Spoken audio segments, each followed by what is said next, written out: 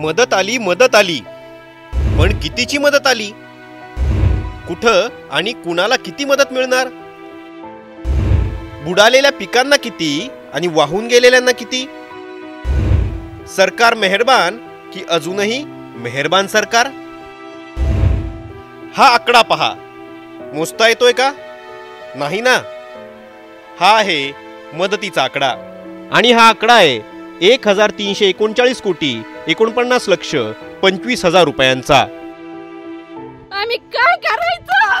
सांगा तुम्ही, आम्ही काय करायचं? पांडे मग गेले पाणी आत्महत्या करायची का? आम्ही आत्महत्या करायची? मला घर द्यावा करून देत नाही का माझं? माझ्याकडे काय पैसे आहेत का घर बांधायला? आम्ही 2 दिवस झाले बाहेर, आम्हाला घरात खायला पण काही नाही. राज्य सरकारने अतिवृष्टीग्रस्तांसाठी ही मदत जाहीर केली आहे, पण हे आकडे आपल्याला कदाचित मोजताही येणार नाहीत. ज्या शेतकऱ्यांचं अतिवृष्टीने नुकसान झालंय त्यांच्यापर्यंत या मदतीतली किती रक्कम पोहोचणार हे सुद्धा माहीत नाहीये. ही रक्कम नुकसानग्रस्तांना मिळणार का, हा सुद्धा प्रश्न आहेच. महाराष्ट्रात, विदर्भ आणि मराठवाड्यात अतिवृष्टीने पिकं तर वाहून गेली आहेत, पण जमिनी सुद्धा खरडून निघाल्यात. महाराष्ट्रात कुठल्या विभागात किती नुकसान झालंय, किती हेक्टर क्षेत्र बाधित झालंय, अतिवृष्टीचा शेतकऱ्यांना कसा फटका बसलाय आणि राज्य सरकारकडून किती मदतीची घोषणा झालीये, हे सगळं मी तुम्हाला या व्हिडिओत सांगतोय. त्यामुळे हा व्हिडिओ शेवटपर्यंत बघा.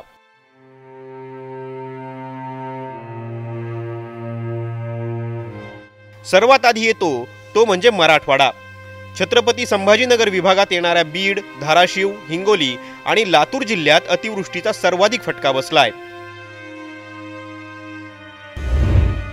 छत्रपती संभाजीनगरमध्ये 8,48,445 हेक्टरवर नुकसान झालंय आणि याची बाधित शेतकऱ्यांची संख्या आहे तब्बल 10,35,068 इतकी. आणि या विभागाला मदत मिळणारे 721.97 कोटी रुपयांची. अतिवृष्टीने मराठवाड्यातल्या शेतकऱ्याचं कंबरडं मोडलंय. महापुराने शेतकऱ्याचं आतोनात नुकसान झालंय. हजारो एकर क्षेत्रावरील पिकं पाण्याखाली गेल्यानं शेतकऱ्यांच्या मेहनतीवर पाणी फिरलंय. इतकंच नाही तर घरं सुद्धा पाण्याखाली गेल्यानं आता राहायचं कुठं, खायचं काय असा प्रश्न बळीराजाला पडलाय. राज्य सरकारच्या मदतीने शेतकऱ्याचं नुकसान खरंच भरून निघेल का, हा तर प्रश्न आहेच. दुसरीकडे पश्चिम विदर्भातल्या अमरावती जिल्ह्यात अतिवृष्टीने थैमान घातलंय. संत्र्यांच्या बागा असलेल्या पट्ट्यात अतिवृष्टीने सर्वाधिक नुकसान केलंय. अमरावती विभागात 6,54,595 हेक्टरवरचं क्षेत्र बाधित झालंय, तर बाधित शेतकऱ्यांची संख्या आहे तब्बल 7,88,994. आणि या विभागात सरकारनं मदत केली आहे 565 कोटी रुपयांची. अमरावती जिल्ह्यातील संत्र्यांच्या बागा अतिवृष्टीने उद्ध्वस्त झाल्यात. संत्र्यांच्या बागामध्ये पाणी साचल्यानं मुळं कुजल्याचे प्रकार समोर आलेत. त्यामुळे संत्रा उत्पादक शेतकरी अडचणीत सापडलेत. राज्य सरकारने अमरावती विभागासाठी जाहीर केलेल्या 565 कोटींच्या निधीतून शेतकऱ्यांचा खर्च भागणार का, असा सवाल केला जातोय. तिकडं नागपूर विभागातही अतिवृष्टीचा तडाखा बसलाय. अतिवृष्टी आणि पुरामुळे नागपूर, वर्धा, गडचिरोली, गोंदिया आणि भंडाऱ्यात नुकसानीचे आकडे मोठे आहेत. नागपूर विभागातील 21,224 हेक्टर क्षेत्र बाधित झालंय, तर तब्बल 37,631 शेतकरी बाधित झालेत. आणि तिथं सरकारने मदत केली आहे 23.85 कोटी रुपयांची.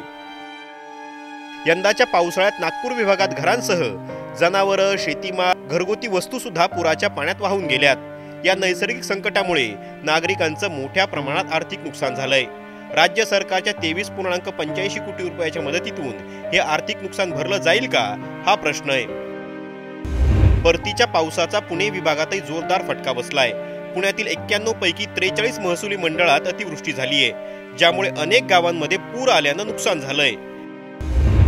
पुणे विभागात 8,835 हेक्टर क्षेत्र पुरामुळे बाधित झालंय, तर बाधित शेतकऱ्यांची संख्या आहे 36,559. आणि इथं सरकारनं मदत केली आहे 14.28 कोटी रुपयांची. तिकडे नाशिक विभागालाही अतिवृष्टीचा फटका बसलाय. यामध्ये द्राक्ष बागा मोठ्या प्रमाणात उद्ध्वस्त झाल्यात. नाशिक विभागातील 12,149 हेक्टरवरचं क्षेत्र बाधित झालंय आणि बाधित शेतकऱ्यांची संख्या आहे 24,677ची. तर इथं सरकारनं मदत केली आहे 13.77 कोटी रुपयांची. अतिवृष्टीने शेतकऱ्यांचं आर्थिकच नाही तर मानसिक सुद्धा नुकसान झालंय। उद्ध्वस्त झालेल्या शेतकऱ्यांच्या पाठीशी उभं राहण्याचा प्रयत्न राज्य सरकार करतंय, पण सरकारनं देऊ केलेली ही मदत प्रत्येक शेतकऱ्यापर्यंत पोहोचणार का? शेतकऱ्यांपर्यंत निधी पोहोचलाच तरी त्याचं झालेलं आर्थिक नुकसान या मदतीतून भरून निघणार का, असा सवाल आता केला जातोय। जो बळीराजा दुसऱ्यांना अन्नधान्य पुरवण्यासाठी ऊन वारा पाऊस याची पर्वा न करता शेतात राब राबतो, घाम गाळतो, आज त्याच बळीराजावर अस्मानी संकट तुटून पडलंय। या संकट काळात गरज आहे ती या बळीराजाच्या बाजूने उभं राहण्याची। राज्य सरकारने जाहीर केलेल्या मदतीने शेतकऱ्यांची नुकसान भरपाई होणार का? तुम्हाला काय वाटतं? आम्हाला तुमच्या जिल्ह्याच्या नावासह कमेंट करा आणि अशाच व्हिडिओसाठी पाहत रहा टाइम्स नाऊ मराठी।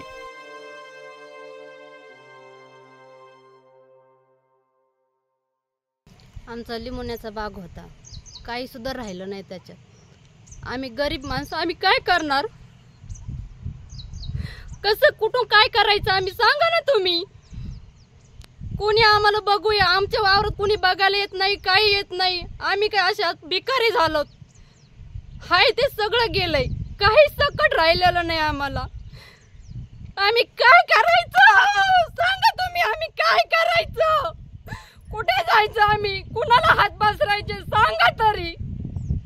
काही राहिलेलं नाही आमच्यापाशी, काही सुद्धा नाही। आमचा होता अर्धा एकर बाग तो सुद्धा राहिला नाही। आमची एवढीच अपेक्षा आहे की आमचा आम्हाला बाग भरून द्यावा।